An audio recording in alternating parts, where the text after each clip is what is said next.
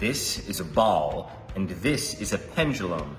It's missing the string, but it still works. You set the pendulum on the table, drop the ball, and the ball will swing back and forth almost forever.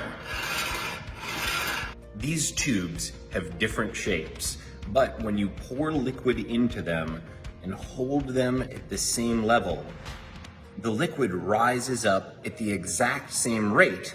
You would think it might fill up one of the smaller tubes before the bigger tubes, but it fills them all up at the exact same time. This gadget uses centripetal force to stop your coffee from spilling. Usually if you have a full cup of coffee and you try to transport it somewhere, it's gonna spill out all over the edges with the slightest movement. But if you put your coffee in this device here, then as it moves around, it will always go to the bottom thanks to centripetal force.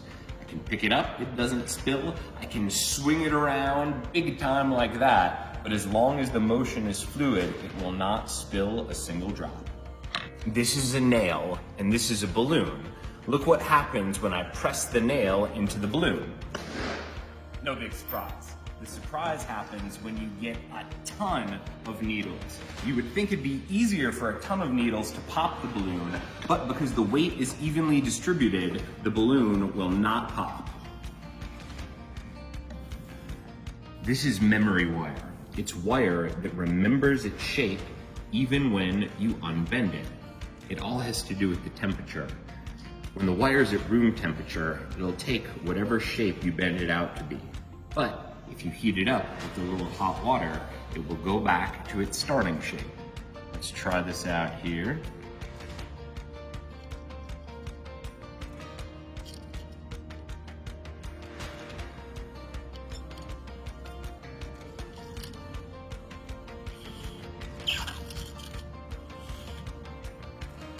Most people can't even balance one nail on the head of another nail, but it's actually possible to balance 10 nails on the head of one nail.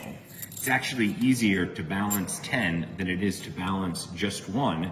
It's easy if you know the physics secret. You have to put all the nails on top of one of the nails in an alternating fashion.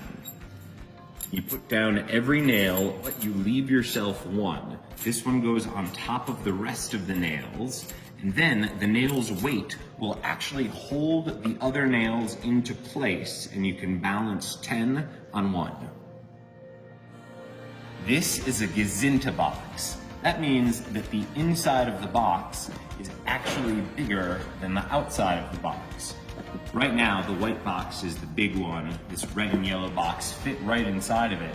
But even though it's smaller, it's big enough to accommodate the larger box.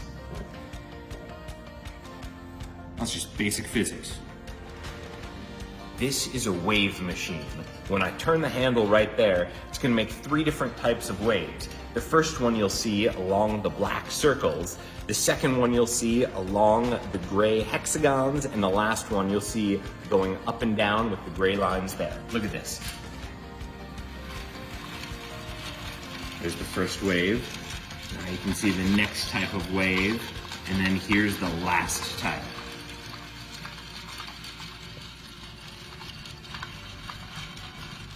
I got a jar of water on a metal stick. The metal stick is connected to another jar of water. If I flip it upside down there, you can see that there's a buoy hanging from the lid of that jar, same with the other side. Then you put this on the peg there, and that means we can give this a nice spin.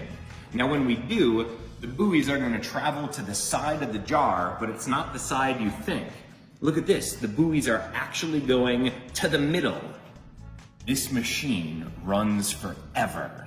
Well, almost. It's made of a very heavy metal wheel and 2 threads connecting the wheel to a bar at the top. When the wheel gets to the top, it's filled with potential energy. Then, as you let it go, it converts to kinetic energy, bounces down, rolls itself back up, giving it more potential energy, which converts into kinetic energy again. I'm gonna let it go, and we'll see how long it can go for before it loses height. All right, here we go.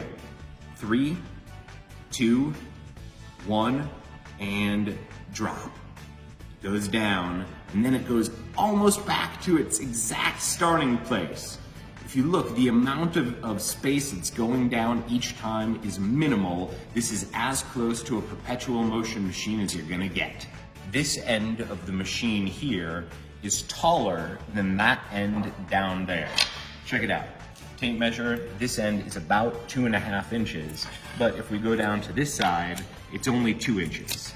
Now, that explains why, if you take a pen, put it in the middle, it's gonna roll in that direction, because this direction is lower.